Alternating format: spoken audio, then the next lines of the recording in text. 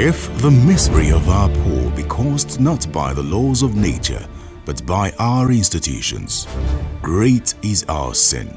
These timeless words were uttered by Charles Darwin in August 1837, but they may as well have been describing Nigeria before the advent of President Goodluck Ebele Jonathan in 2010. The National Bureau of Statistics had put the number of people living in absolute poverty in Africa's richest and most populated nation at 60.9%. This figure had risen from 54.7% in 2004. Poverty eradication programs like Family Support Program, Family Economic Advancement Program, and National Poverty Eradication Program of the previous administrations had failed to rebuild the lives of the suffering poor masses and provide them with better living conditions. Poverty had risen in Nigeria, with almost 100 million people living on less than $1 a day. In fact, about $0.63 a day, and the National Bureau of Statistics had predicted that this rising trend was likely to continue. This was the dire situation when fate thrust leadership on President Goodluck Ebele Jonathan after the demise of his predecessor in office. And so, when he was elected in 2011, he made the fight against poverty a cardinal program of his administration. Today, Nigeria has one of the world's highest economic growth rates, averaging 7.4% according to the Nigeria Economic Report released in July 2014 by the World Bank. Also in 2014, the World Bank confirmed Nigeria as Africa's largest economy, following a rebasing of the country's economy. The effect of this exponential growth is the reduction of poverty by about half to around 30%. This was achieved with prudent economic planning and management, as well as articulated schemes to grow the economy and reduce poverty in just 4 years. Yet, this is work in progress. In this edition of our series, Jonathan, Work in Progress, we focus on President Goodluck Ebele Jonathan's poverty alleviation programs and their uncommon success, as well as his plan to eradicate poverty in the next 4 years.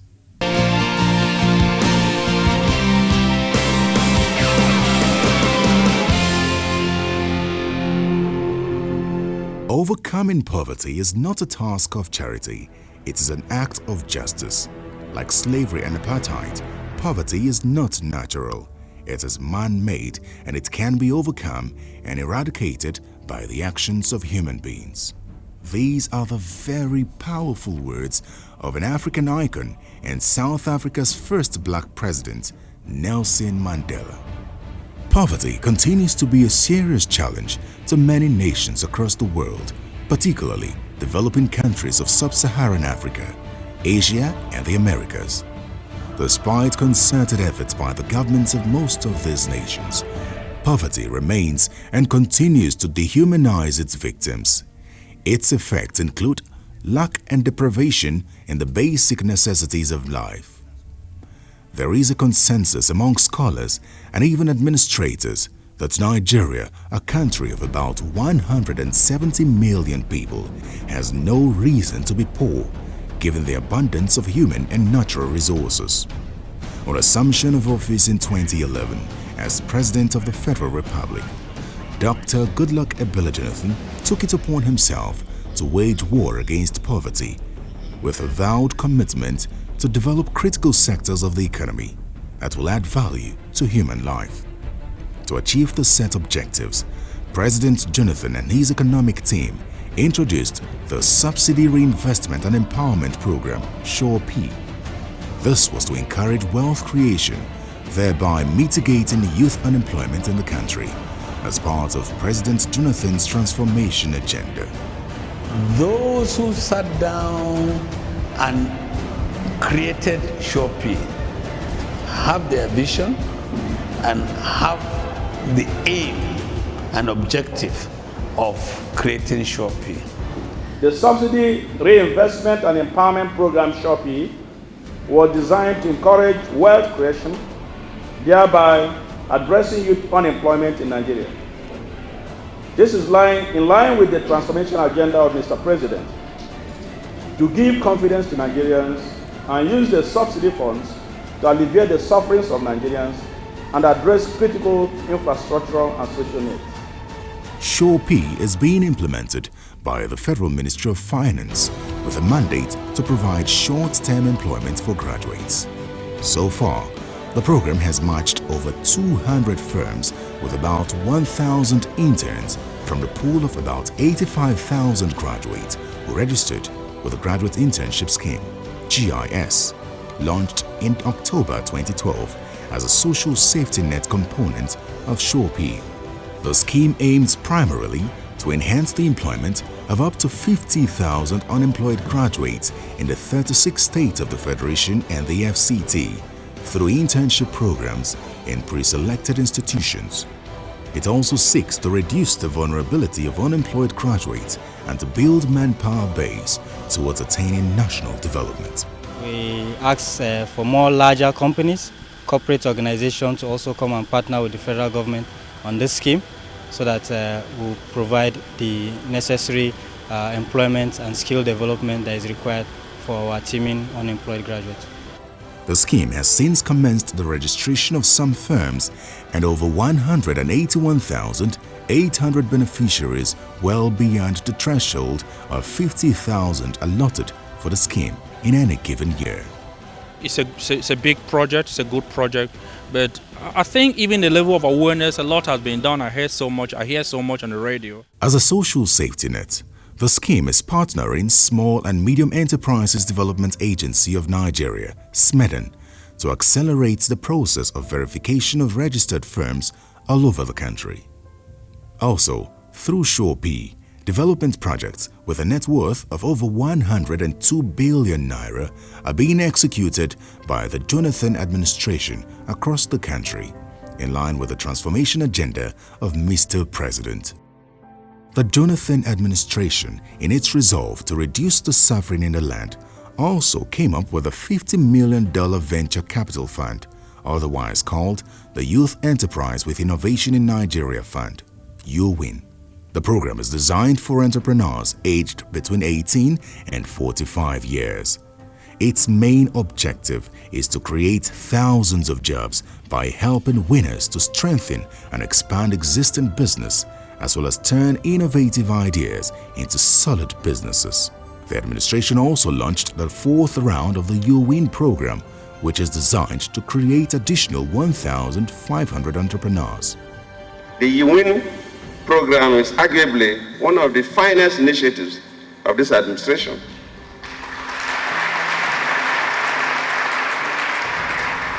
During the first 3 years, a total of 3,900 young men and women, some of whom, of course, you've heard from them, were selected from across the country to receive help from government to grow their businesses based on their own creative ideas. In addition, another 18,000 have received business training that is helping them in their entrepreneurial pursuits. During the official launch of the program, President Jonathan said the new fund, which required a seed capital of $50 million, had the capacity to attract more investors to contribute to ongoing efforts, no matter how small.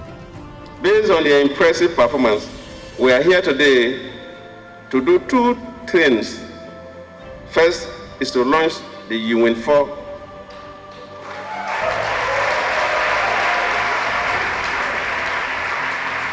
That will add another 1,500 young men and women, entrepreneurs, that will begin to create jobs for other Nigerians. The second is to launch what we call the Venture Capital Fund that we've just been briefed. Totally, we are expecting to start it with about $50 million, but I was telling CME that we have to work hard because the Venture Capital Fund is a major thing that will change the whole thing if government can work hard with other investors and people that show goodwill. Of course, the man who gave us the briefing talks about a law that will make people contribute for every procurement we are making, no matter how small it is. The fund is expected to identify and invest in a few enterprises in highly competitive selection process based strictly on merit. The fund will target existing enterprises and will identify and invest in a few young enterprises that have shown very strong growth potential. Selection will be rigorous, as you know, and transparent, and will be strictly based on merit in line with what you know best in the win practice. The Minister of Finance and Coordinating Minister of the Economy, Dr. Ngozi Okonjo-Iweala, has successfully managed the first 3 batches, with the first and second edition of the UWIN program already creating well over 22,000 jobs. Government is also supporting another 1,500 entrepreneurs with grants of between 1 million naira and 10 million naira to enable them improve or run their own businesses and expand as well as create jobs. As many of you already know, UWIN is implemented as an annual business plan competition whereby existing or aspiring entrepreneurs in Nigeria under the age of 45 submit concept notes through an online platform. The Enterprise Development Center at Pan-African University reviews the online applications and identifies the best 6,000 nationally to progress to the second stage. These 6,000 second stage qualifiers are trained in SME management and techniques, as well as the development of high-quality business plans. Armed with their newly acquired knowledge, they go ahead to prepare and submit full business plans, again through the online platforms. These business plans are then reviewed and final winners are selected by review panels that comprise experienced entrepreneurs, bankers, business and management consultants. Following final selection, UWIN award winners join a cohort of their peers that will receive support to start their new business ideas or expand their existing businesses. Each awardee receives funds between 1 million to 10 million naira, disbursed in tranches over a 12-month period. Each tranche is tied to specific business performance and job creation milestones. The whole idea is to create jobs and to perform. Supporters and even die-hard critics of the Jonathan government attest to the fact that the UWIN program is a well-thought-out initiative that has impacted the lives of millions of young Nigerian entrepreneurs. I was in training when I heard about the UWIN program and I decided I was going to apply.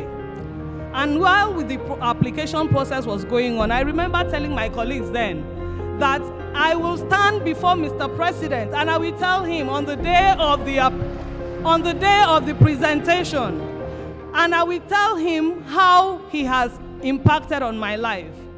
Mr. President, I want to assure you that the UWIN program has not only been a one-of-a-kind program, but it has renewed my hope in this country that we can do things right if we want to do it right.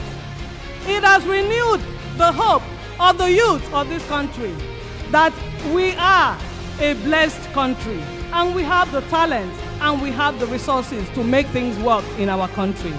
I'm here not because I won the grant, and I'm sure you're wondering, so you didn't win the grant, why am I here? Sir, you have affected my life because I learned so much from the training. I registered my company in 2007. And for me, it was business as usual. I was doing something I was passionate about.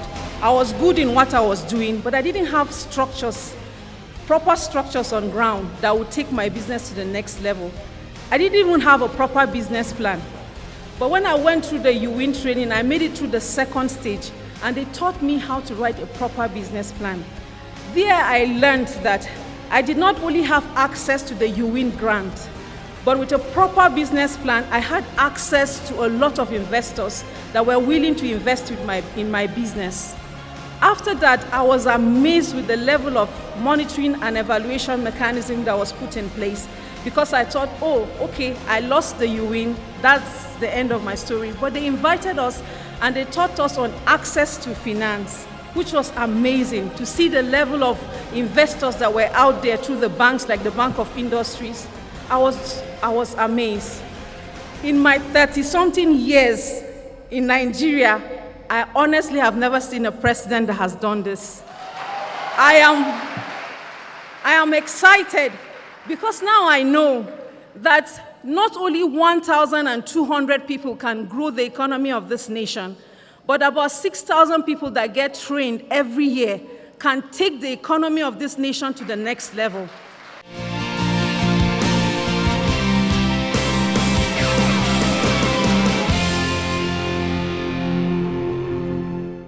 Specific objectives of the UWIN program include to attract ideas and innovations from young entrepreneurs and aspiring entrepreneurs drawn from universities, polytechnics, technical colleges, and other post-secondary institutions in Nigeria. Provide a one-time equity grant for 1,200 selected aspiring entrepreneurs to start or expand their business concepts and mitigate startup risks. Enable young entrepreneurs to access a wide business professional network and improve their visibility. Encourage expansion, specialization, and spin-off of existing businesses in Nigeria. Provide business training for up to 6,000 aspiring youth entrepreneurs spread across the 6 geopolitical zones in Nigeria. And generate 40,000 to 50,000 new jobs for currently unemployed Nigerian youths over the 3 years during which the 3 cycles will be implemented. The UWIN program is arguably one of the finest initiatives of the Jonathan administration, and it is touching young lives apart from contributing immensely to the government's strides in meeting the Millennium Development Goals of reducing excessive poverty. It has served as a potent means of improving the welfare and well-being of the mass of the ordinary people who live in the rural areas. This proven success in value creation by private equity funds gives the basis for our expectations of the impact of the fund being launched here today. We foresee an impact on the growth of SMEs in Nigeria within a very few years.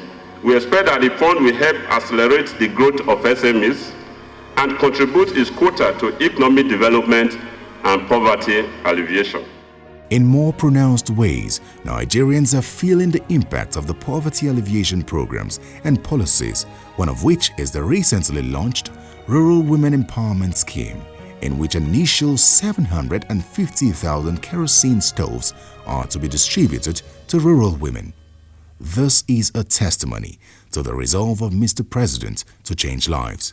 In a March 2011 article, former U.S. Secretary of State Hillary Clinton is quoted as saying that women are an emerging market, and when they have freedom to start business, the economy's political and social benefits ripple out far beyond their own homes.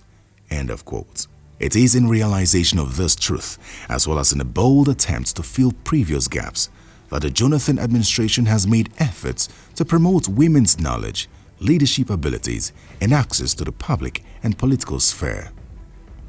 President Goodluck Jonathan and his economic team acknowledge the informal economy as a critical source of employment during good times as well as in bad times. Also, the administration has continued to extend social and economic protection for Nigerian workers, especially given the extended forecast of economic uncertainty and more of the world's workforce turning to informal livelihoods. Nigeria can, will, and should thrive in an uncertain global environment. If we all come together to implement the strategies we talked about, we can do it. It will be painful. It will not be easy. The pain should be borne by those who are better off in society, not by the poor. But we will be able to do it. And we will not stop from assuring Nigerians that we have a strategy to move forward. I think that the government has held strong, the people of Nigeria have remained united, and the progress we are seeing in infrastructure and policies in this country is only to be admired.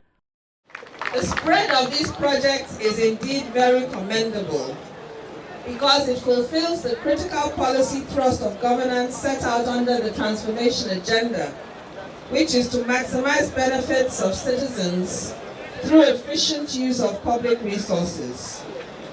This means provision of social welfare amenities, guarantee of safety of life and property, and the provision of an enabling environment for citizens to realize their legitimate ambitions through personal efforts and development. Perhaps concerned about the primacy of involvement and participation of target groups in programs and policies formulations, the late Kenyan Nobel laureate Dr. Wangari Maathai had said, and I quote, "You must not deal only with the symptoms. You have to get to the root causes by promoting environmental rehabilitation and empowering selves. What is done for the people without involving them cannot be sustained." End of quote.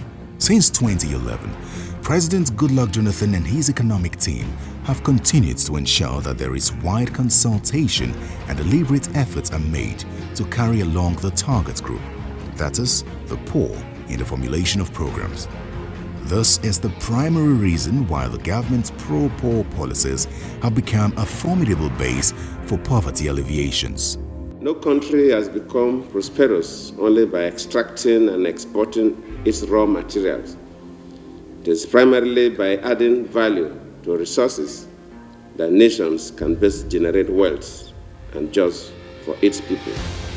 It is for this reason that I launched the Nigeria Industrial Revolution Plan early this year. Today, approximately 45% of foreign direct investment all over the world goes into the manufacturing sector, with only about 8% of foreign direct investment in the production of raw materials. Even the women testify that as the most affected by poverty, President Jonathan has continually involved them in policy decisions on poverty alleviation programs since 2011. 35% is affirmative action was given to us, but we are praying this time around it's going to be more than that, because Jonathan has seen the impact of women working. He has seen how hardworking they are and how sincere the women are. I think this time around they will give us more than that. 4 years of breathtaking challenges, 4 years of unprecedented display of the undying Nigerian spirit, a rare determination to steer the Nigerian ship safely through the storms of social, economic and political challenges. With cool, calm and calculated resolve, President Goodluck Ebele Jonathan is taking Nigeria on the steady march to greatness. With President Goodluck Ebele Jonathan, Nigeria is work in progress. Don't stop the match. Vote for continuity. Vote for President Goodluck Ebele Jonathan. Vote PDP.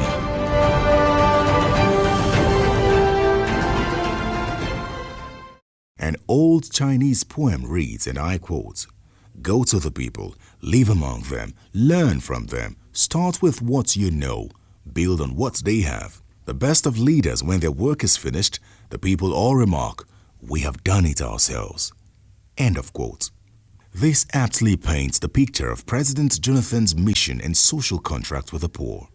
One other vulnerable group, the nomadic Fulani pastoralists scattered across the country, have also keyed into the poverty alleviation program of the Jonathan administration. These are policies and programs designed to make them adopt a more sedentary lifestyle with assurances of better living conditions, more productivity, and the assurances of job creation through the embrace of modern animal husbandry. Certainly, President Goodluck Jonathan and members of the Federal Executive Council have carefully designed the national poverty alleviation programs and displayed the high-level commitment to improve the conditions of many Nigerians. Credit should be given to the Jonathan administration for being able to reduce people's sufferings through the provision of welfare programs, provision of jobs, affordable health care, and investment in public schools, building affordable houses, and many more of such life-changing programs. It is a fact of life. The poor will always be with us, and the only way government and indeed the society can alleviate or totally eradicate their poverty is to at all times pursue programs and policies that are adequately funded, well-designed, well-coordinated, and backed by strong commitment and political will of people in authority. This is exactly what President Goodluck Ebele Azikiwe Jonathan has done in these 4 years of his stewardship. If President Jonathan can reduce poverty by half in just 4 years, it is not difficult to imagine that it will be totally eradicated in another 4 years.